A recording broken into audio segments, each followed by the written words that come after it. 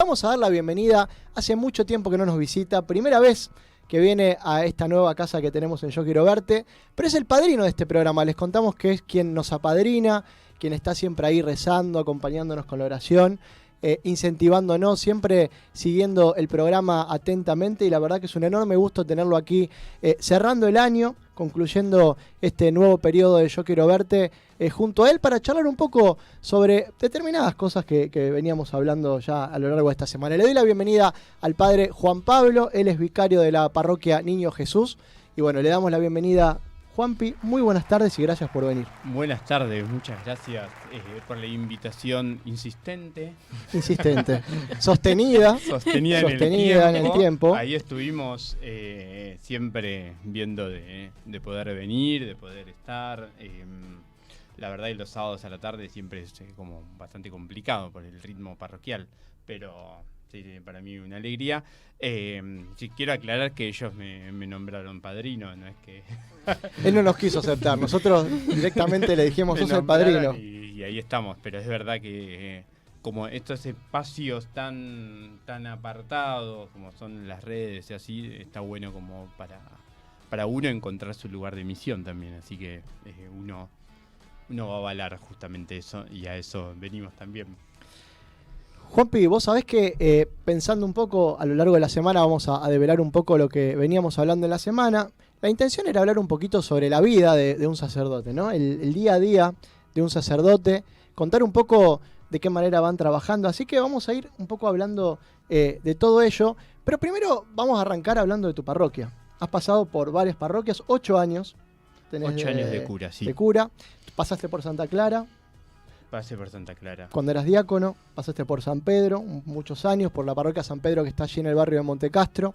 Pasaste por la parroquia de San Pablo también. Y hoy te toca estar en la parroquia Niño Jesús, en el barrio de Villa Lugano. Que si vos tendrías que describir un poco pastoralmente el barrio, la comunidad, ¿cómo la describirías?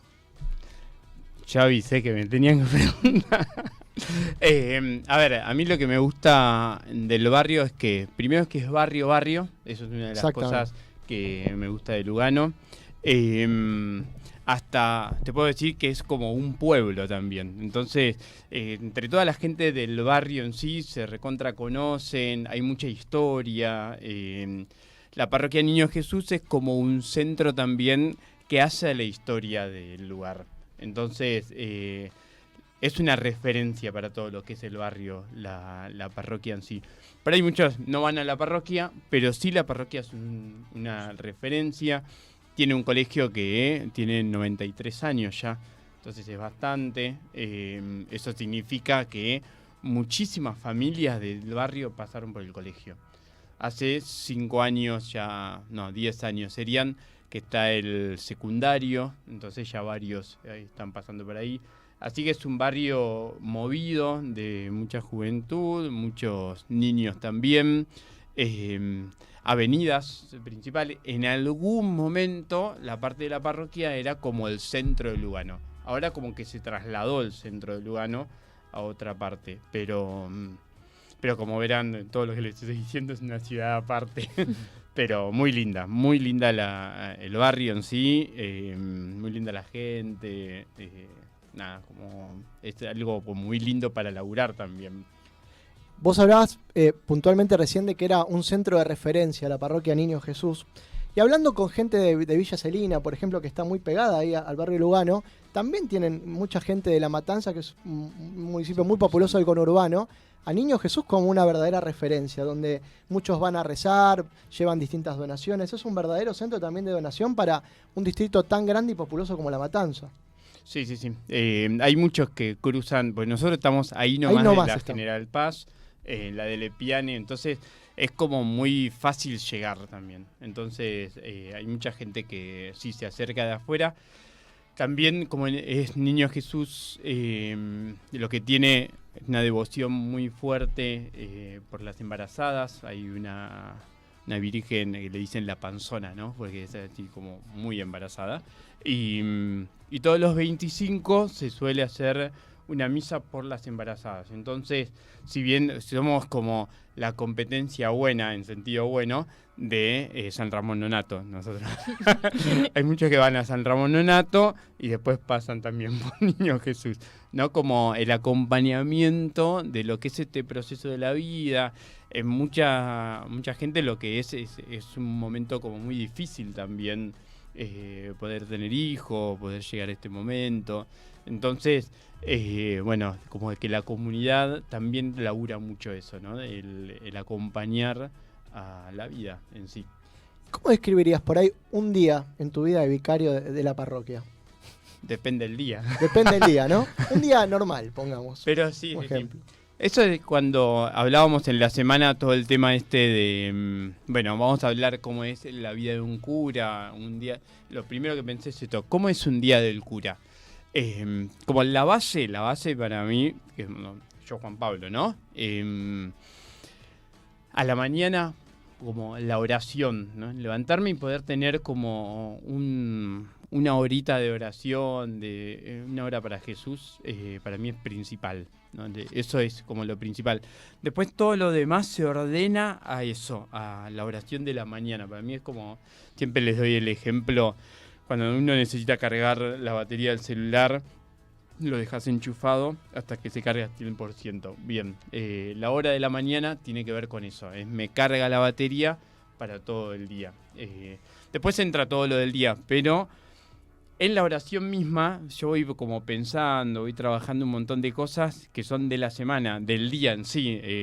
Tengo que, por ahí, me toca bendecir casa, o me toca dar alguna unción, o pasar por el colegio. Yo tengo el colegio donde laburo, pensar cosas que laburo por ahí de la Vicaría de Jóvenes, en mi caso.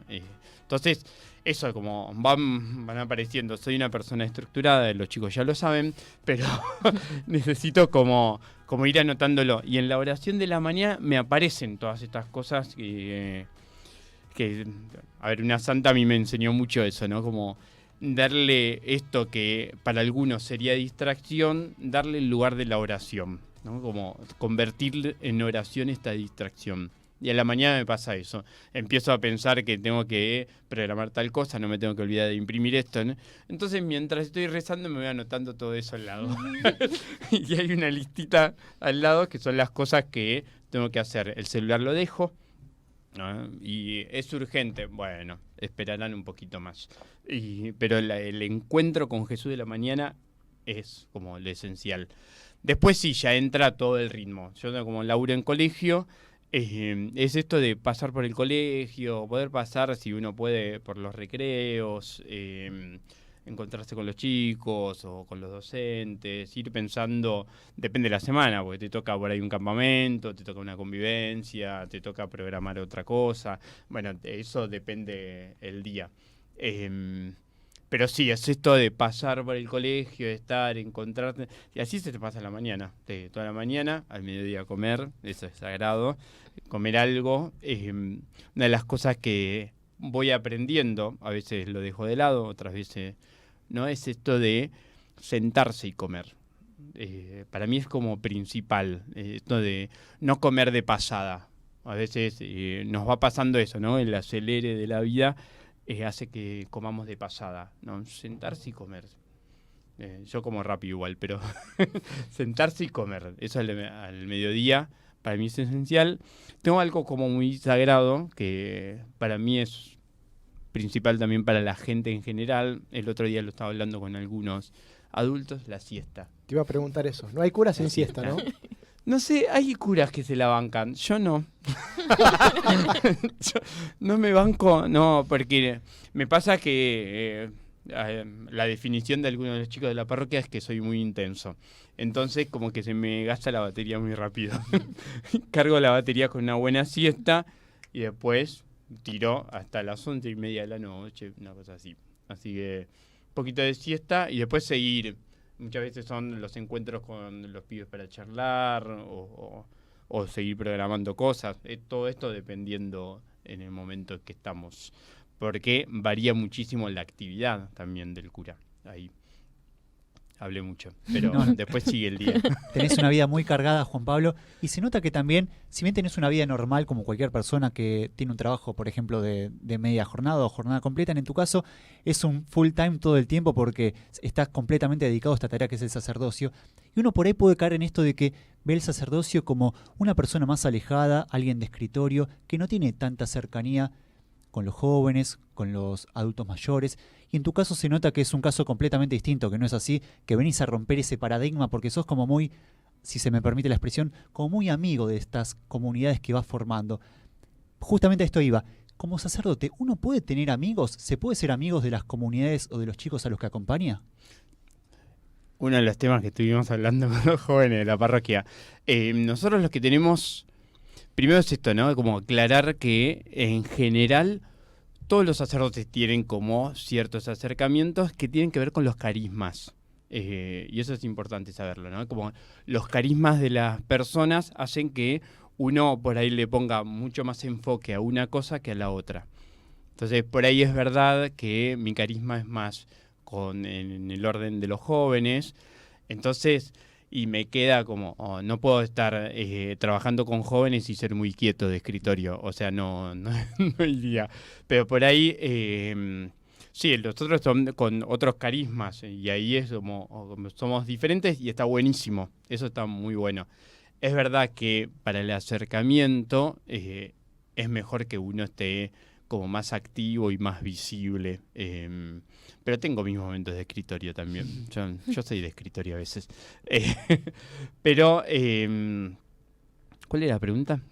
Si un cura puede hacer amistades con las personas que acompaña. Bueno, eso sí, como vamos haciendo amistades con un cura con el que yo me dirijo espiritualmente, hablábamos esto de lo que son las amistades profundas y las amistades pastorales. Entonces, uno puede hacer como amistades que son como muy cercanas en el espacio donde le toca trabajar, pero quizás no hace amistad profunda. Pero sí comparte todo lo que le pasa en el corazón y todo. Y eso es lo que nos sostiene también en la vocación. ¿Por qué? Porque al ser distintos, también el otro lo que puede hacer es decirte, mirá, me parece que no va por acá la cosa. O eso está buenísimo lo que estás haciendo, aportar por acá, che, estás descuidando esta otra cosa. Esos son los que son las amistades pastorales también. Y las amistades profundas que uno después va cerrando como algunas personas, otras personas quiere dedicarse más, y eso lo va viendo según el tiempo también que va teniendo. Pero son los dos tipos para mí de amistades que tenemos, las amistades pastorales y las amistades como más profundas. Recién cuando vos contabas sobre tu semana, quizás uno que escucha desde afuera o si compara quizás con profesiones a las que uno se puede dedicar, uno dice, bueno, quizás tiene el sábado y el domingo como para poder descansar después de toda esta semana intensa. ¿Cómo es un fin de semana siendo sacerdote? Eso depende también de la parroquia. Depende muchísimo, bueno, yo hablo de la parroquia, pero hay muchos que son capellanes de hospital o le toca ser capellán de la cárcel. El sacerdote lo que tiene que trabajar es el ser humano. Me parece que ahí es donde tenemos que poner el foco. Donde está el ser humano, el sacerdote tiene que estar, ¿no? Para mí es eso central saberlo. ¿Por qué? Porque lo que hace el sacerdote en sí es llevar a Jesús a todos los ámbitos. Después, que el otro lo reciba o no lo reciba ya es tema del otro. Pero lo que el sacerdote tiene que hacer es llevarle a Jesús a todos.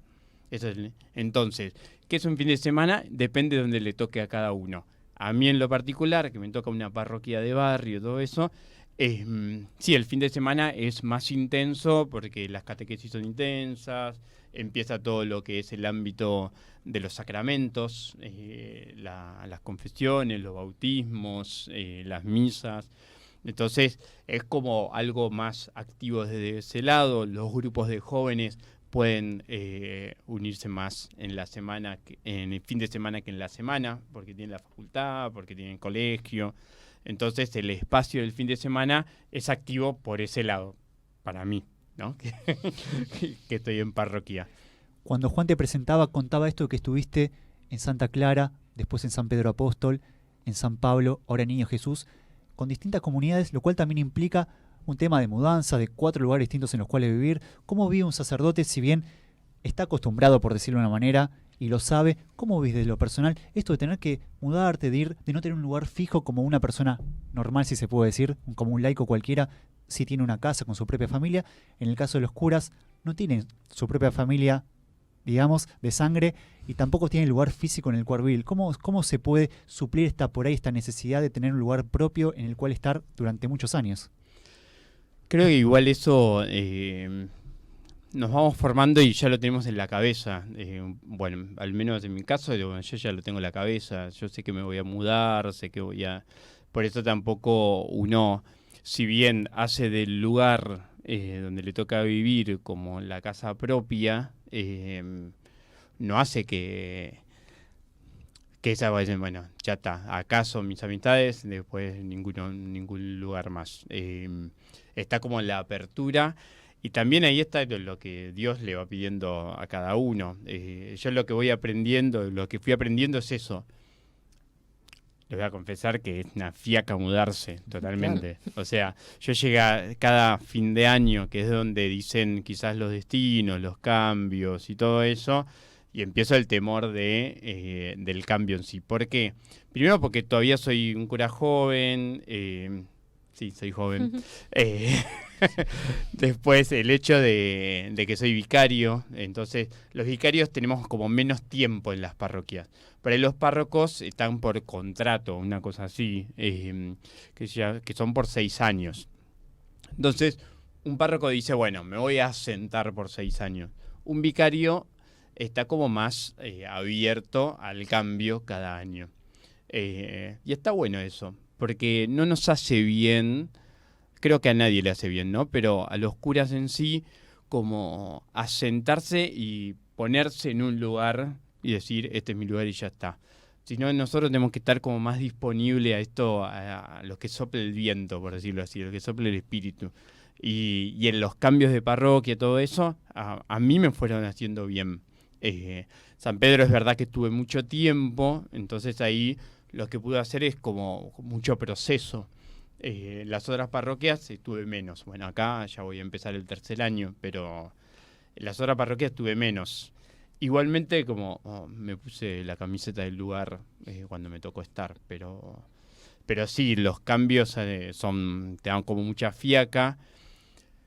Hace a lo psicológico también de uno tiene que darle espacio a uno mismo de el saber asentarse en el nuevo lugar y saber despegarse del anterior, ¿no? Como a mí me pasó mucho con San Pedro, ¿no? De haber estado mucho tiempo, yo mismo tuve que cortar como ciertas cosas porque no le hacía bien a la parroquia, porque la parroquia va quedándose pegado al cura que estaba antes y como no le da tanto espacio al que viene. Entonces, bueno, eso como hay que tener mucho cuidado. Los curas tenemos que tener mucho cuidado porque la comunidad en sí también se encariña mucho con el cura. Entonces, nosotros que sabemos del cambio y todo eso, si bien no tenemos que ser secos, sí tenemos que saber cómo separarnos cuando nos toca separarnos.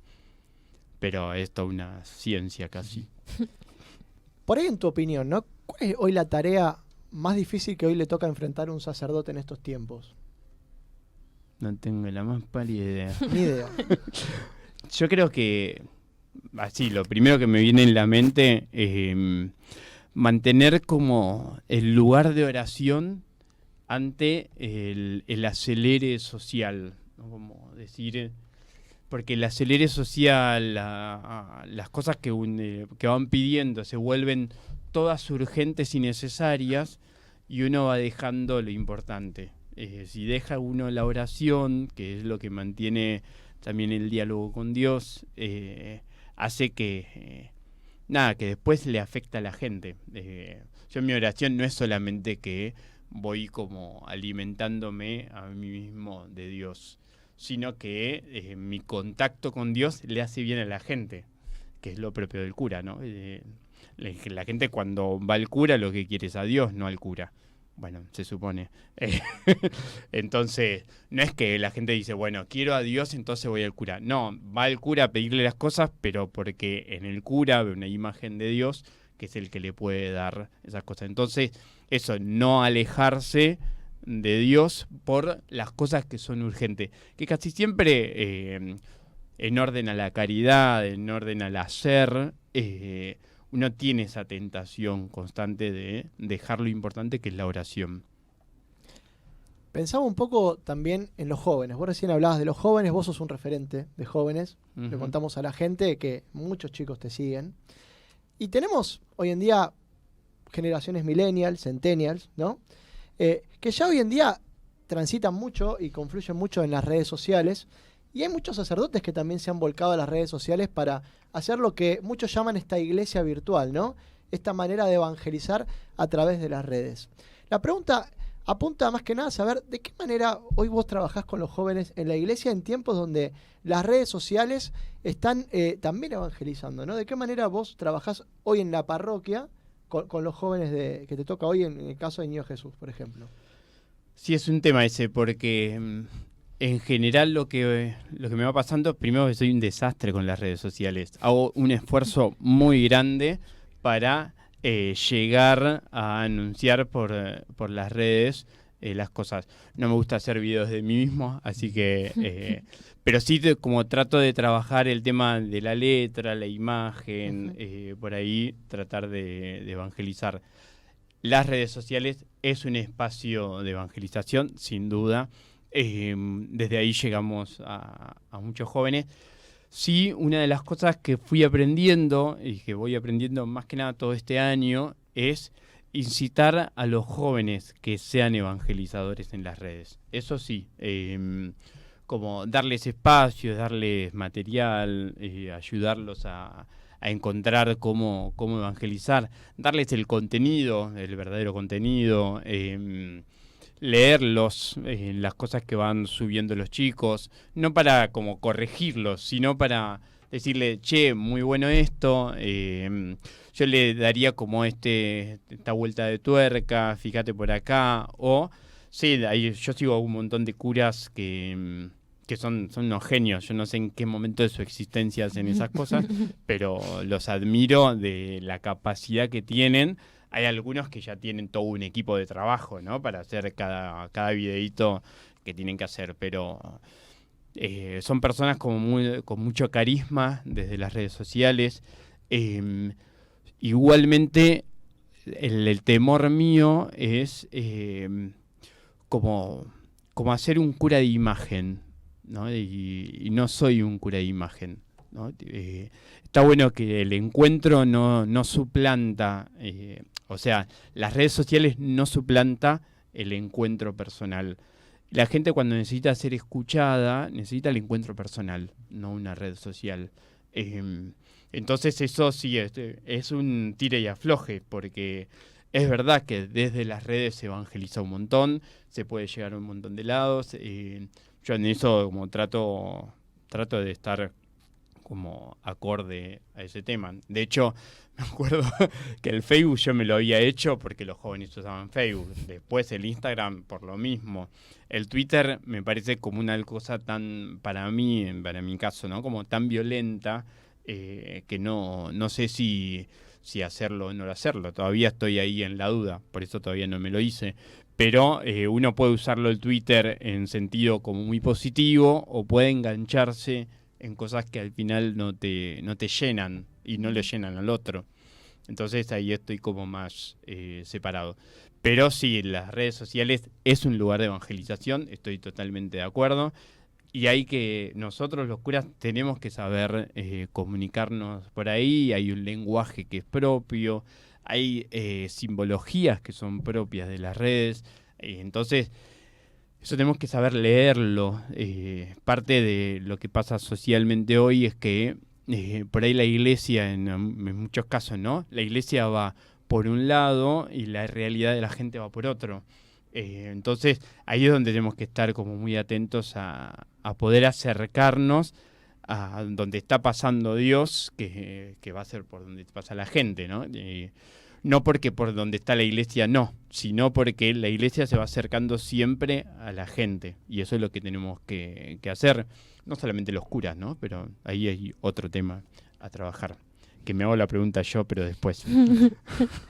Hablás de dónde está pasando Dios y justamente estamos muy próximos a celebrar el nacimiento de Cristo, una fecha que por ahí, si bien es súper condecorada en nuestra sociedad, se celebra muchísimo, pero muchas veces se deja de lado cuál es el motivo principal de fondo por el cual estamos celebrando esta fiesta justamente.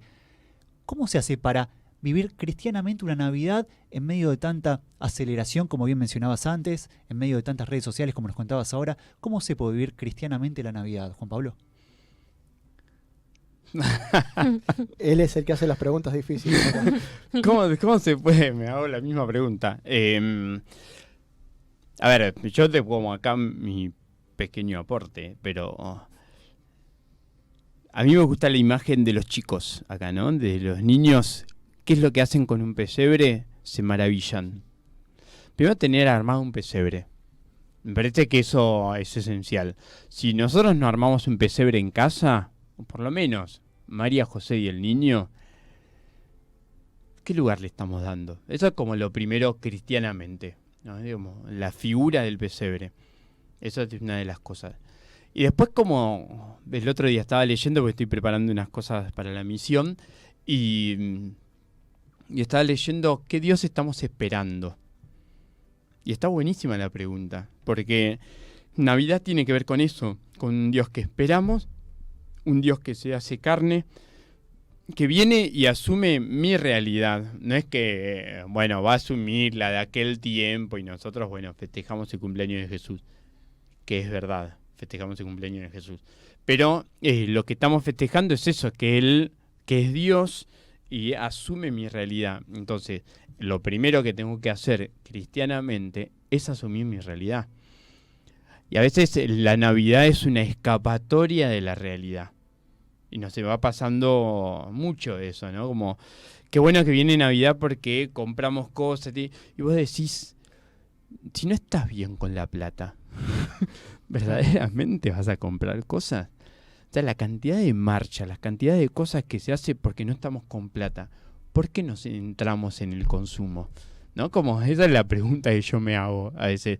Cristianamente entramos en el consumismo y alrededor tenemos los que no tienen para comer. Entonces, ¿qué es lo que vas a hacer? ¿Cómo vas a vivir el pesebre, que en realidad lo tenés al lado, y si te vas al lugar de las compras? Entonces, eso, ¿no? Como lo que a mí me pasa, de esto de entrar en el consumismo, me duele porque lo que nos pasa es eso, que somos parte del capitalismo general. No es que nosotros nos quejamos todo el tiempo, de todo nos quejamos igual, pero la cosa es que terminamos comprando. Y lo propio del pesebre es parar la pelota, ver la realidad, y Jesús va a nacer ahí donde estamos, no busquemos por otro lado. Entonces, pero ahí está Marina acá, es una genia, pero van a ser en el anciano que dejamos abandonado, ahí va a estar Jesús, en el niño que está en la calle, en mi familia que está destrozada.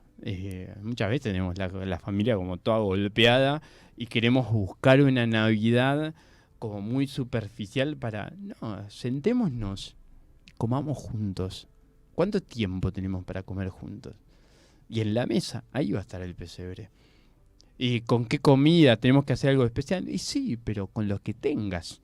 Sé creativo en la comida, sé creativo en la oración, sé creativo en la fiesta.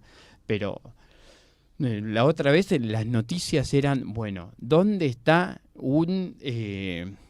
como una comida de Navidad más barata?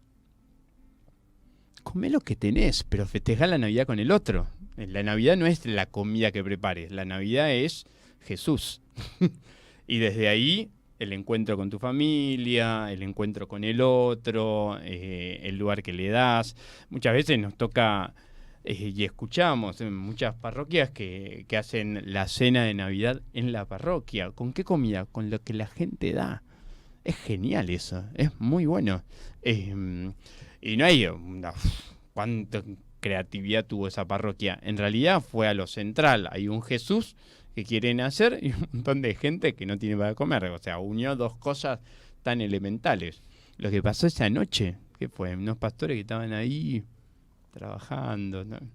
Che, por allá nació un nene. Bueno, vamos a ver, ¿no? Y se fueron y se encontraron con el que había nacido. Tampoco fue una cosa deslumbrante, no era la sala de parto de OSDE ni nada de eso. Era como ahí lo que salió, lo que estaba. Eso es lo que lo tenemos al lado, el pesebre. Entonces, ¿cómo podemos vivirlo cristianamente? Parando la pelota y mirando al lado. Y ahí, como mucho de este programa, ¿no? En el metro cuadrado están haciendo Jesús. En este metro cuadrado. No esperemos en los otros metros, en los kilómetros. En este metro cuadrado van a ser Jesús. Hablamos de Jesús, ¿no? Muchísimo, puedo. ¿no? Es fundamental en esta charla y sabes que le damos mucha bola a la vocación. ¿Cómo conociste a Jesús? Están con todo, ¿eh? Vino afiladísimo. No, a ver, yo lo fui conociendo a Jesús en toda mi vida. Yo tengo una familia, gracias a Dios, como muy, muy cristiana en sí, con valores como muy arraigados. Mis viejos en eso como lo anunciaron todo el tiempo. Entonces ellos me fueron anunciando a Jesús. Es verdad, eso es una de las cosas que estoy estudiando, por eso no lo conté, pero es verdad que entre lo que te enseñan y la experiencia de uno hay una distancia, ¿no? Está el concepto que uno recibe, que son conceptos, porque el otro le quiere manifestar la experiencia también. Entonces, ¿cómo lo conocí a Jesús? Muchas veces desde los conceptos, pero después pasé a la parte de la experiencia. Cuando uno experimenta a Jesús, es verdad que se asienta mucho en la fe. Mientras tanto, el concepto te va ayudando también en la fe, obviamente. Después de la experiencia, uno va creciendo también en lo que son los conceptos también de Jesús. Pero una de las cosas que me voy dando cuenta es eso, que la iglesia queremos enseñar a Jesús bajo conceptos, muchas veces, a la gente, al barrio, a donde nos toca estar. Y juzgamos mucho, eso porque lo hice yo también, ¿no? Como juzgamos mucho que el otro se cierra a Jesús. Y en realidad el otro no tuvo la experiencia de Jesús. Entonces, yo le voy a seguir manifestando lo importante que es para mí, porque para mí es importante. Ahora, cuando el otro tenga la experiencia de Jesús, puede decir que lo conoció a Jesús. Por eso, cuando lo conociste, y a mí me marcó mucho la experiencia de Jesús, en una adoración, fin del 2001, lo que era fin de 2001, y yo estaba sentado, estaba mirando a Jesús en la Eucaristía, y yo le hablaba mucho de lo que quería de mi futuro. Yo iba a empezar matemática, quería formar una familia, tener muchos hijos. O sea, yo venía hablando de eso con Jesús. Y como me movió el piso y la invitación fue como enamórate de la iglesia, ¿no? Como, la invitación fue otra. Y ahí como me cambió toda la estructura mental. Desde ahí, como te puedo decir que tuve una experiencia de Jesús y fui fundamentándome en esa experiencia todo lo demás que vino, ¿no? Como hasta la vocación, bueno, el seguimiento, el sacerdocio, como momento fundante. En la espiritualidad se llama así, ¿no? Los momentos fundantes. Las experiencias fundantes son las que te dicen, bueno, conocí a Jesús. Sin duda, el día de que te toca ordenarte sacerdote es un día muy importante para ustedes. Después de tantos años en el seminario, es muy importante. ¿Qué recuerdo por ahí atesorás de ese día que te ordenaste sacerdote? La postración. La postración. Dentro de la ordenación se da como uno de los signos, es la postración. Todos los que vamos a ser ordenados curas, nos acostamos en el piso con todo el cuerpo hacia abajo y se invoca a todos los santos. Es un momento como espectacular. Yo me acuerdo de haberlo hablado con los chicos que estaban en coro en ese momento, y unos días antes de la ordenación yo les dije, ustedes son como clave en la ordenación. ¿Por qué? Porque los del coro le cantan a todos los santos, la gente responde a todo eso arrodillada, y se da como una comunión entre el cielo y la tierra espectacular.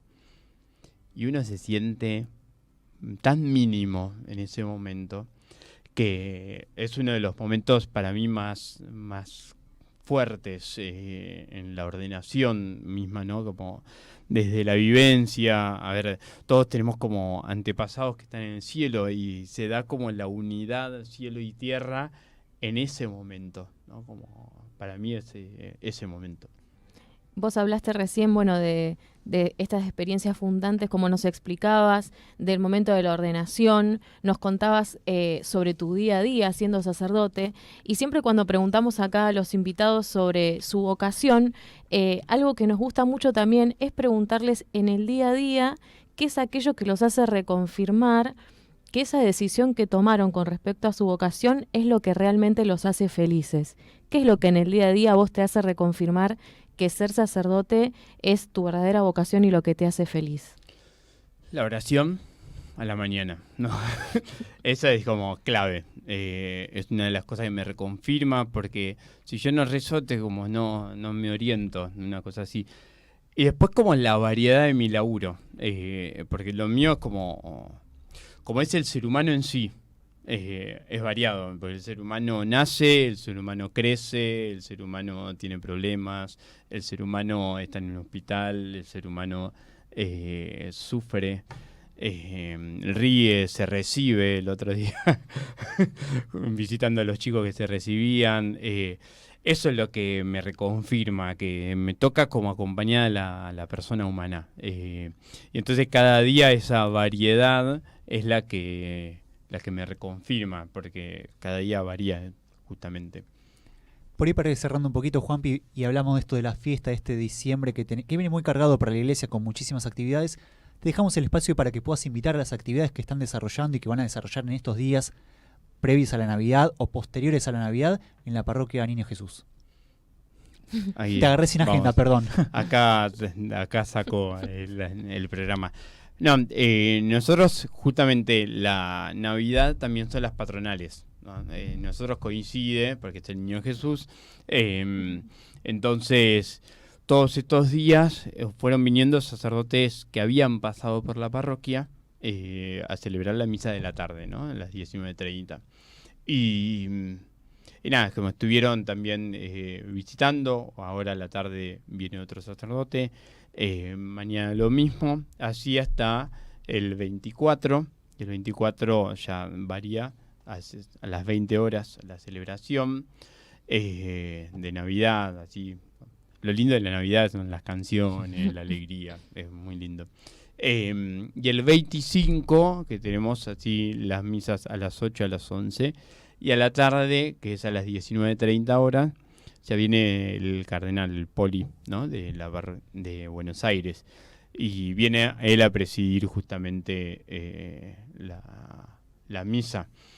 Y después los chicos les pintó como quedarse y festejar a la noche del 25 en la parroquia, porque el 26 nos estamos yendo de misión.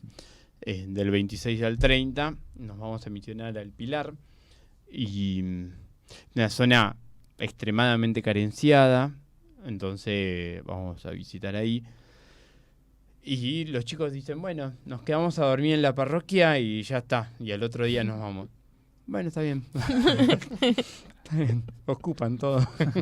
Pero también como el festejo, el de festejar con otros y todo eso, es parte de lo que va a pasar.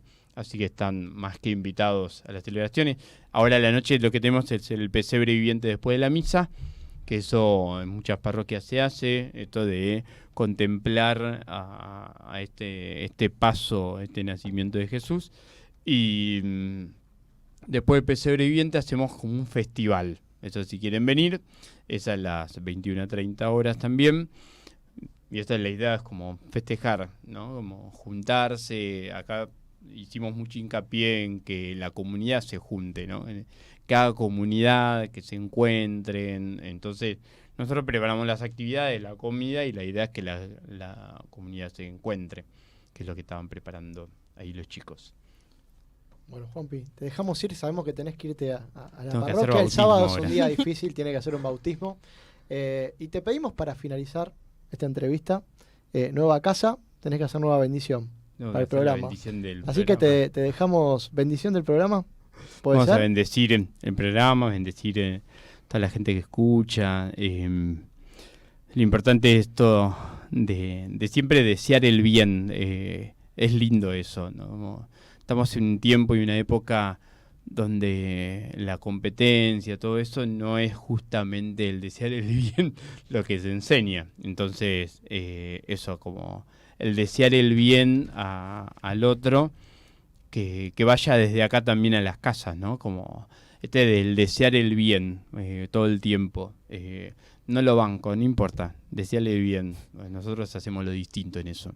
Entonces vamos a pedirle esta bendición para todos los que conocemos, todos los que estamos en nuestras vidas, en nombre del Padre, del Hijo, del Espíritu Santo. Amén. Y un gustazo poder venir después de todo este año. Así que un gustazo, gracias por haber venido, buen finde. Y bueno, el año que viene tenés que venir también, ¿eh? Sí, Así sí, que sí. El año que hacerte un viene espacio. me programo un poquito más. Hacemos la pausa que nos toca aquí para arrancar esta segunda hora y ya volvemos.